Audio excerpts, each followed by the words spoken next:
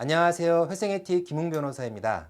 지난 시간에 빚이 재산보다 많고 일을 하고 있어서 조금이라도 갚을 수 있으면 개인회생 신청 자격이 된다고 말씀드렸습니다.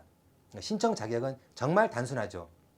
그런데 막상 신청을 하면 정말 빚이 재산보다 많은지를 법원에 소명해야 합니다.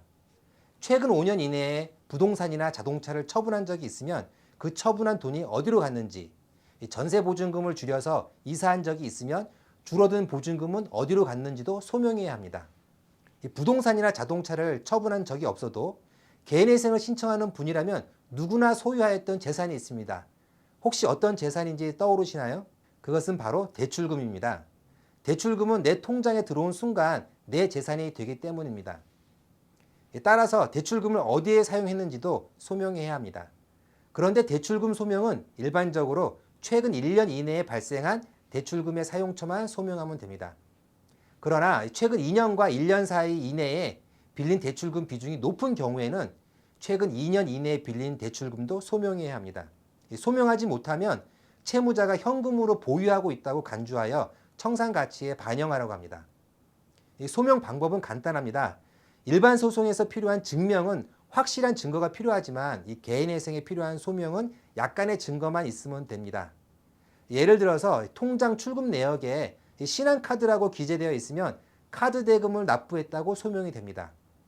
그래서 통장 입출금 내역을 뽑아서 대출금이 입금된 날부터 대출금이 다 사라지는 날까지 출금 내역에 기재되어 있는 내용에 걸맞게 출금 내역 바로 여백에 연필로 간단하게 표시해 주시면 됩니다.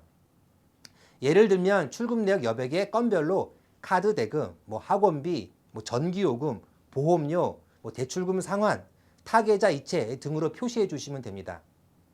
그러면 대리인 사무실에서 예쁘게 도표로 정리해서 법원에 제출합니다.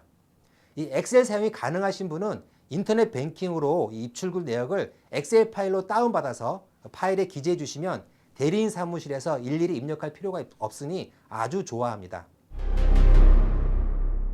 여기까지는 이제 손이 많이 가고 귀찮지만 어려운 일은 아닙니다. 그런데 현금으로 인출한 금액은 별도의 증거가 더 있어야 소명이 되고 별도의 증거가 없으면 마찬가지로 청산가치에 반영하라고 합니다. 인출한 금액을 현재에도 가지고 있다고 간주하는 것입니다. 물론 금액이 적은 경우에는 그냥 잡비로 지출했다고 해도 무방합니다. 혹시 청산가치가 높으면 어떻게 되는지 기억하시나요? 이 청산가치는 개인회생을 하지 않는 경우 채권자가 압류할 수 있는 재산가치를 말합니다. 이 개인회생에서는 청산가치 이상을 변제해야 한다는 청산가치 보장의 원칙이 있기 때문에 청산가치가 어느 정도 높으면 변제금이 올라갈 수 있습니다. 따라서 대출금 사용처를 소명하지 못하는 금액이 적으면 크게 문제가 되지 않으나 금액이 큰 경우에는 변제금이 올라갈 수 있습니다. 그런데 이 사용처를 다 소명해도 청산가치에 반영하라는 경우가 있습니다. 이 사용처에 주식, 도박, 가상화폐, 지인채무 변제 등이 있으면 법원에서는 청산가치에 반영하라고 합니다. 변호사님, 네. 그 의뢰인들 중에서 보정 과정이나 준비 과정 속에서 그 이제 지출 부분을 소명을 하라고 하면 이제 그 기준이 얼마 이상인지를 궁금해하시는 분들이 많으세요. 그게 딱 정해져 있는 것은 아니죠. 일단 대출금 사용처를 소명하는 경우에는 금액에 제한이 없고요.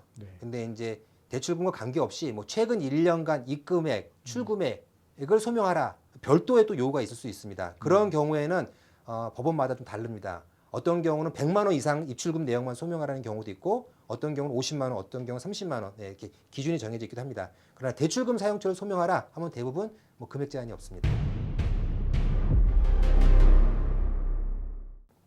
이 다음 시간에는 이 소명을 다 했음에도 이 청산가치에 반영하라는 경우에 어떻게 대응해야 하는지 살펴보겠습니다. 오늘은 여기까지 준비했습니다. 감사합니다. 지금까지 회생의 티 김웅 변호사입니다.